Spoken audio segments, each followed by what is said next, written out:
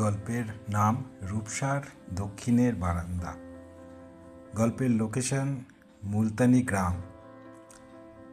এটি একটি অচপাড়াগা বলা যেতে পারে। এখানে সকাল হলে গ্রামবাসীরা যে যার কাজে বেরিয়ে পড়ে। কেউ শহরের দিকে, কেউ মাঠের দিকে, কেউ বা হাটের দিকে। বউ মেয়েরা, মায়েরা, তারাও কেউ ঘরের কাজে, কেউ বাইরের কাজে ব্যস্ত। এক সরল সাদাসিধে পরিবেশ এই গ্রামের। তাই বলে এই গ্রামের মানুষদের মধ্যে কোনো একঘেয়েমি নেই। তারা সব কিছুকেই নিজের মনে করে, নিজের মতো করে বাঁচে। নেই এখানে কোনো ইন্টারনেটের উৎপাত, নেই কোনো মনুষ্যত্ব প্রতিযোগিতা, নেই কোনো ঝগড়া মারামারি। ছোট ছোট ছেলেমেয়েরা তাদের মতো করে আনন্দ করছে, খেলছে, দুলছে, আবার বাবা মায়ের কাজেও হাত লাগাচ্ছে। আর এই গ্রামেই এক বাড়িতে তার বাবা আর মার সাথে থাকতো রূপসা। তার যেমন রূপ তেমন গুণ। পড়াশুনোর সাথে সাথে মা বাবার সমস্ত কাজে সে সাহায্য করত। রূপসা খুব মিষ্টি মেয়ে ছিল, সবাই তাকে ভালোবাসত। তার বন্ধুর অভাব ছিল না, কি ছেলে বন্ধু আর কি মেয়ে বন্ধু, সবার সাথেই সে খুব খোলা মনে মিশত। মধ্যবিত্ত পরিবার, কিন্তু খুব সুখী পরিবার। আর যেহেতু একমাত্র মেয়ে ছিল, বিশেষ করে তার বাবা তাকে খুব ভালোবাসত। বাবা একটু আধটু মডার্ন থাকার চেষ্টা করলেও রূপসার মা একটু সাবেকি চিন্তাধারার মানুষ ছিল। মেয়েও তেমন বাবা মাকে নিয়ে খুব হাসি খুশি থাকত। ঝগড়া কী জিনিস রূপসা কোনোদিন জানত না। ধীরে ধীরে এইভাবেই রূপসা পড়াশুনো চালিয়ে যেতে লাগলো। একে একে মাধ্যমিক, উচ্চ মাধ্যমিক, স্নাতক সব পরীক্ষা পাস করে এগিয়ে চলেছিল। চাকরি করার খুব ইচ্ছে ছিল, বেশ কিছু চাকরির পরীক্ষাও দিয়েছিল, কিন্তু সেরকম কপাল ছিল না তার। রূপসার বন্ধুরা বেশিরভাগ সবই স্কুল লাইফের, আবার কিছু আচ্ছা বন্ধু আছে, আজও তারা আছে, যেমন কমলিকা। এরা খুব কাছের বন্ধু, একে অপরের সব কিছুই জানতো। ওরা বন্ধুত্বের অনেক স্মৃতি আছে আজও। আর একটা খুব একটা দেখা সাক্ষাৎ হয়ে ওঠে না একে অপরের সাথে, কারণ যে যার সংসার নিয়ে আজ সবাই ব্যস্ত। হ্যাঁ, তবে কারোর বাড়ি কোনো অনুষ্ঠান হলে একে অপরকে ডাকলে চলে আসে। তখন এরা যেন আবার সেই পুরনো দিনে ফিরে যায়। ছেলে বন্ধু তখন খুব একটা বেশি ছিল না রূপসার। তবে রূপসার বন্ধু জয়ন্তীর একটা ছেলে বন্ধু ছিল, রাহুল। তার সাথে একটা নিপাট বন্ধুত্ব গড়ে উঠেছিল। জয়ন্তী পরিচয় করিয়ে দিয়েছিল যে জয়ন্তী আর রাহুল এর মধ্যে একটা সুন্দর বন্ধুত্ব ছিল, এমনকি সম্পর্কে ইতিও পড়ে গেছিল। এই রূপসাই আবার ওদের ওই দুষ্টু মিষ্টি সম্পর্কটাকে জোড়া লাগিয়ে দিয়েছিল। আর আজ রাহুল আর জয়ন্তী এক সুখী দাম্পত্য জীবন কাটাচ্ছে, তাদের একটা ছেলেও আছে। এদের সবার বন্ধুত্ব কিন্তু আজও একই রকম রয়ে গেছে। সবার বয়স বেড়ে গেছে, কিন্তু দেখা হলে এরা আবার সেই পুরোনো দিনগুলো ফিরে পায়। এদিকে রূপসা যখন উচ্চ মাধ্যমিক পড়ছে, নীলিমেশ এর নামে এক ছেলে রূপসাকে প্রপোজ করে বসে। রূপসা তো সাধারণ সরল মেয়ে, তার মাথায় আকাশ ভেঙে পড়ে যে সে এসব থেকে দূরে ছিল। যে অন্যদিকে নীলিমেশে একই গ্রামের ছেলে তখন রূপসার সামনে চলে আসতো, আর রূপসা আর কিংকর্তব্য বিমূঢ় হয়ে পড়তো। এইভাবেই বেশ কিছু দিন চলার পর রূপসা ধীরে ধীরে নীলিমেশের প্রতি দুর্বল হয়ে পড়ল, কারণ সেও জানতে পারে যে নীলিমেশ ছেলেটি ভালো। একটা সম্পর্ক গড়ে উঠেছিল ঠিকই, কিন্তু রূপসা প্রচণ্ড ভয় পেতে লাগলো। তার বাড়িতে জানালো, যেহেতু আগেই বলে রেখেছিলাম রূপসার বাবা একটু মডার্ন টাইপ, তাই বাবুর ডাক পড়ল, মানে নীলিমেশ বাবুর ডাক পড়ল। এদিকে নীলিমেশ ব্যাপারটা শুনে বেশ টেনশন হলো, নিজেকে সামনে নিয়ে হাজির হলো হবু শ্বশুরের ডাক রক্ষা করতে। নীলিমেশ বেশ গুছিয়ে কথা বলতে পারত, আর এই গুছিয়ে কথা বলেই সে রূপসার বাবার মনে একটু হলেও জায়গা করেছিল। রূপসার মা হয়তো অন্য চিন্তা করছিল যে নীলিমেশ এখনো বেকার, তাই কিছুটা ইশারায় বোঝানো হয়েছিল যে চাকরি বাকরি করে প্রতিষ্ঠিত হওয়ার জন্য। তবে নীলিমেশ তার কেরিয়ার সম্পর্কে আগে থেকেই যথেষ্ট চেষ্টা চালিয়ে যাচ্ছিল। নীলিমেশের বাহ্যিক জ্ঞানটাও ছিল বেশ ভালো। এদিকে প্রেম পর্বও চলছিল একই তালে, যাকে বলে চুটিয়ে প্রেম। নীলিমেশ সেটাই উপভোগ করছিল, আবার পড়াশুনোটাও চলছিল পুরো কদমে। অবশেষে নীলিমেশ চাকরি পেয়ে গেল একেবারে স্কুল মাস্টারের চাকরি। এইবার বিয়ের তোড়জোড় শুরু করলো। রূপসার যদিও নিজের পায়ে দাঁড়াতে পারে সেরকম একটা ইচ্ছা ছিল, কিন্তু নীলিমেষের বড্ড তাড়া ছিল। আর রূপসার বাবা মাও আর দেরি করতে রাজি নয়। দেখতে দেখতে রূপসার বিয়ে হয়ে গেল। নীলিমেষ যেহেতু একই গ্রামের ছেলে, সেহেতু রূপসাকে বেশি দূরে যেতে হলো না, শুধু অন্য জগতে এসে পড়ল। বেশ ছিল বাবা মার কাছে, হঠাৎ শ্বশুরবাড়িতে যে কি করতে হবে আর কি করবে না তা বুঝে উঠতে পারে না। শ্বশুরবাড়ি বেশ বড়সড় সংসার, ভাসুর থেকে শুরু করে ননদ, যা থেকে শুরু করে ভাইপো ভাইঝি, সে এক বিশাল ব্যাপার তার কাছে। তার উপর শ্বশুর শাশুড়ি তো আছেই। রূপসা আজ বেশ কিছুটা পরিণত। মা বাবার ডাকে ঘুম ভাঙে না, নিজেই ঘুম থেকে উঠতে শিখে গেছে। শুধু তাই নয়, তারপর একের পর এক কাজ কিভাবে সামলাতে হয় সবই বুঝতে পারে। কিছুটা নিজের মতো করে, কিছুটা জায়েদের কাছ থেকে দেখে সব শিখে নিয়েছে। এদিকে রূপসার বাবা মা প্রায়শই রূপসাকে গিয়ে দেখে আসে যে মেয়েটা আজ কাল সারাদিন ব্যস্ত। আর মনে মনে ভাবে যে এই মেয়েটাই একদিন বাড়ি ফিরে মাকে বলতো, মা খিদে পেয়েছে, তাড়াতাড়ি খেতে দাও। আর এখন সে কিনা অন্যের খাওয়া হয়েছে কিনা সেই চিন্তা করে। বছর ঘুরে যায় এইভাবে। রূপসাও তার স্বামী সংসার নিয়ে আরও ব্যস্ত হয়ে যেতে থাকে। নীলিমেষ আজও তার ভীষণ ব্যস্ত। এর মধ্যেই এক কন্যা সন্তানের জন্ম দেয় রূপসা। রূপসার দায়িত্ব এরপর আরও বেড়ে যায়। একা হাতে সংসার, আবার তার ছোট্ট মেয়ের দেখভাল।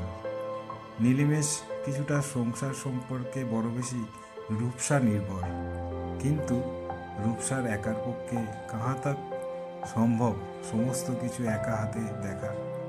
রূপসা আজ অনেক ক্লান্ত, কেমন যেন একটা দমবন্ধ পরিবেশ।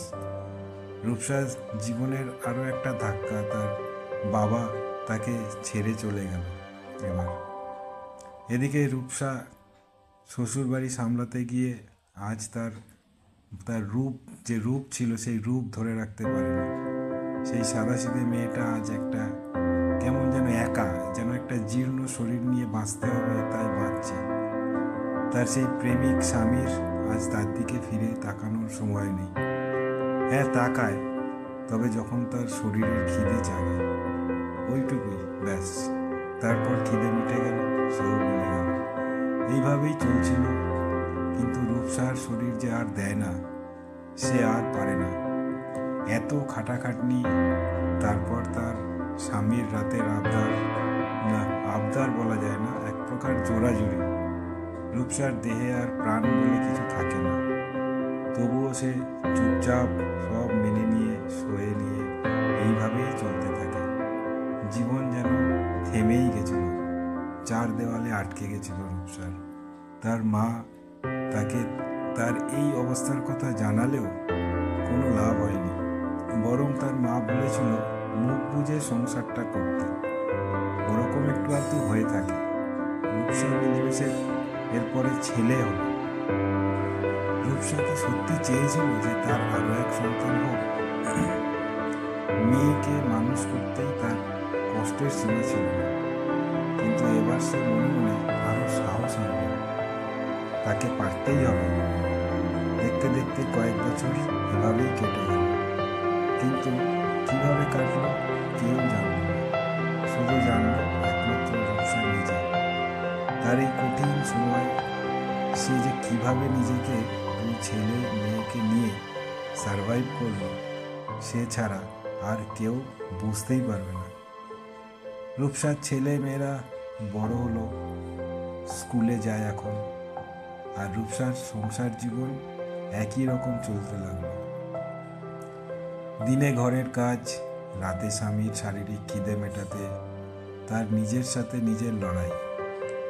এই মানসিক অবস্থায় তার শারীরিক সম্পর্কে মন সায় দেয় না, তবুও নীলিমেষ তাকে ছেড়ে দেয় না।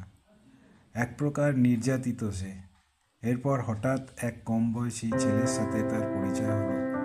ছেলেটা গ্রামেরই, এক কথায় ভালো ছেলে, নাম তার শীতল। বেশ দেখতে আর বুদ্ধিশুদ্ধিতেও ভালো। কোনোভাবে রূপসা জানতে পারল যে ছেলেটা মানে শীতল নাকি তাকে বহুদিন থেকেই লুকিয়ে লুকিয়ে দেখে। তবে শীতল কোনোভাবেই কোনোদিন জানতে দেয়নি এ কথা রূপসাকে। তবে লুকিয়ে লুকিয়ে রূপসার সমস্ত বিষয় শীতল চাক্ষুষ করতে ছাড়ত না, আর রূপসার সম্পর্কে যাবতীয় সব খবর রাখত। একটা শ্রদ্ধা মিশ্রিত ভালো লাগা কাজ করত। রূপসা এগুলো শুনে কিছুটা দুর্বল হয়ে পড়েছিল শীতলের প্রতি। মাঝে মাঝে এর ফলে তারা দেখাও করেছিল সবার আড়ালে, কিন্তু রূপসা বেশ ভয়তে ছিল। আবার শীতলের কথা তাকে মুগ্ধ করত। শীতলের কেয়ারনেস, রূপসার প্রতি কেয়ারনেস, তার খোঁজ নেওয়া সবটাই ভালো লাগত। রূপসা তার একাকিত্বের জীবনে যেন একজন ভালো বন্ধু পেয়ে গেছিল। মুখে তাকে সরাসরি কিছু না বলতে পারলেও মনে মনে যেন সবটাই বলে দিতে পারত। আবার উল্টো দিকে শীতল কিছু না শুনেও যেন সবটাই বুঝে নিত। এইরকম একটা সুন্দর মিষ্টি মধুর সম্পর্ক গড়ে উঠেছিল রূপসা আর শীতলের মধ্যে। আর রূপসা যেন এক নতুন জীবন ফিরে পেয়েছিল।